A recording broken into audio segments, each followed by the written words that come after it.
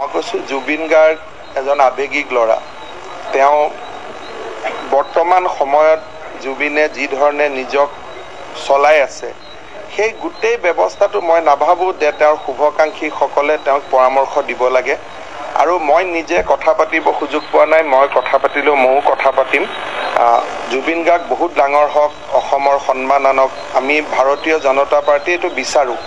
আৰু মই ভাবোঁ যে জুবিনক ব্যৱহাৰ কৰাৰ যিটো প্ৰক্ৰিয়া সেই প্ৰক্ৰিয়াটো আমি বাদ দিব লাগে, কাৰণ জুবিন এটা অসমৰ এনেকুৱা এটা সম্পদ, সেইটো জাতি ধৰ্ম ৰাজনীতিৰ ওপৰত।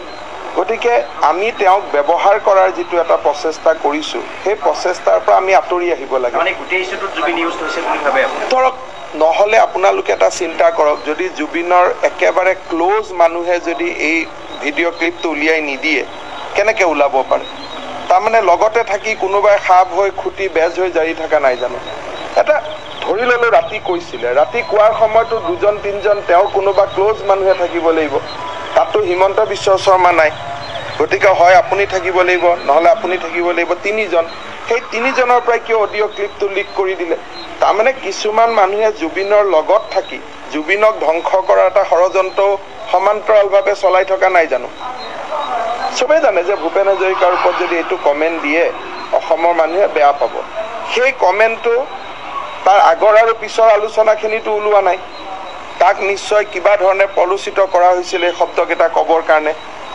কোৱাৰ পিছত আকৌ সেইটোৱে ৰেকৰ্ড কৰি সেইটো লিক কৰি দিছে। যদি জুবিনে নিজে লিক কৰিছে মোৰ ক'বলগীয়া নাই, কিন্তু মইতো জানাত জুবিনে লিক কৰাটো হ'ব নালাগে, কাৰণ আমালৈকে যিবিলাক ক্লিপবোৰ য'ৰ পৰা আহিছে সেইবোৰতো স্বনামধন্য ব্যক্তি কিছুমানৰ পৰা আমালৈকে ক্লিপবোৰ আহিছিল আমাৰ হোৱাটছএপত।